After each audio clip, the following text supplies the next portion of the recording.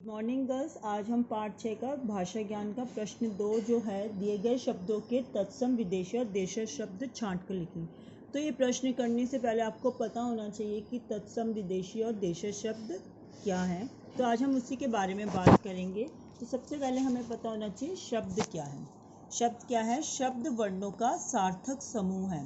वर्ण क्या? क ख ग आ ई यानी जो भी स्वर और व्यंजन जो वर्णमाला में लिखते हैं उनका सार्थक समूह। सार्थक मतलब मीनिंगफुल, समूह मतलब ग्रुप है। यानी आपने कासा पासा लिख दिया तो वो कोई शब्द बन गया। वो शब्द कब कहलाएगा? जब उसका कोई मतलब होगा। अब हम देखते हैं कि उत्पत्ति के आधार पर शब्द भेद। उत्पत्ति यानी कि उस शब्द का किस भाषा में जन्म हुआ है, उसके आधार पर शब्दों का वर्गीकरण किया जाता है। अब सबसे पहले आता है चार प्रकार के शब्द माने जाते हैं: तत्सम, तद्भव, विदेशी और देशज। तो तत्सम शब्द के बारे में हम बात करेंगे। तत्सम शब्द संस्कृत भाषा के शब्द होते हैं जो उसी रूप में हिंदी भाषा में आते हैं। यानी कि इनकी उत्पत्ति तो संस्कृत भाषा में हुई है, परंतु ये हिंदी भाषा में भी उपयोग किए जाते हैं। जैसे कि दंत, आपने देखा होगा कि जो दंत है संस्कृत भाषा का शब्द। आप किसी सरकारी हॉस्पिटल में जाइए, वहाँ लिखा हुआ होता है दंत चिकित्सालय, ठीक है।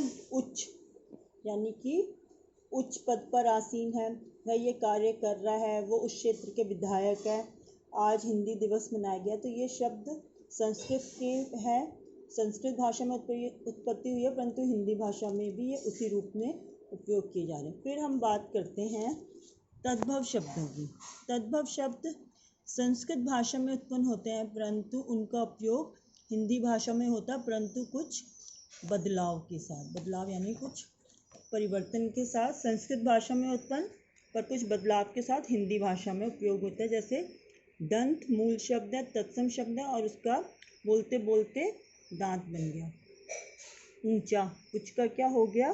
ऊंचा। कार्य का काम, क्षेत्र का खेत, दिवस का दिन। तो ये तद्भव शब्द क्या होते हैं? संस्कृत भाषा में उत्पन्न होते हैं, परंतु कुछ चेंजेस के साथ हम हिंदी भाषा में उपयोग करते हैं।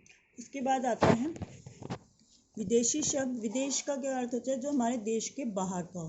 तो विदेशी शब्द वही शब्द हैं जो हमारे देश की भाषाओं में के नहीं हैं, वो बाहर से हमारे देश में आए। जब विदेशी हमारे देश में आए तो अपने साथ अपनी भाषा भी लेकर आए और उनका उपयोग हम हिंदी भाषा में करने लगे। तो देश के बाहर के शब्द तो ये मेन अंग्रेज़ी, अरबी, फारसी, और इसके अलावा कोई भी जो विदेशी भाषा का शब्द अगर हिंदी में उपयोग किया जाता है तो विदेशी शब्द कहलाएगा। जैसे कि पेन सर्कस अंग्रेजी भाषा का शब्द है, खूबसूरत दवा फारसी, तारीख किस्मत ये है आपका अरबी भाषा का शब्द। तो इनका भी हिंदी में उपयोग होने लगा। फिर आता है देशज। देशज जो देश के अंदर की भाषाओं के शब्द। आपको मालूम है बहुत सारे प्रदेश हैं, राज्य हैं, उनकी अपनी अपनी भाषाएं हैं। तो कोई गुजराती का शब्द अगर आप हिंदी में लिखने लगे, पंजाबी का शब्द हिंदी में लिखने लगे, तो लिख रहे हैं आप लिपि देवनागरी में लिख रहे हैं, परंतु उस शब्द को, जैसे कि यहाँ पे है विभिन्न जो देश के विभिन्न राज्यों में प्रचलित आम बोलचाल की भाषा के शब्द थे और वो हिंदी में आ गए। सांकल, भात, धोती, लोटा। तो ये शब्द विदेशी शब्द कहलाए। ये शब्द देशज शब्द कहलाए। विदेशी जो देश के बाहर से आए और देशज जो देश के अंदर की अलग अलग भाषाओं से आए हैं, हिंदी के अलावा जो और भाषाएं। तो अब मैं आशा करती हूँ कि आपको तत्सम, तद्भव, विदेशी और देशज शब्द का अर्थ समझ में आ जाएगा। अब इसके आधार पर हम पाठ 6 के जो क्वेश्चन हैं, 2 अपशुदा शब्द है।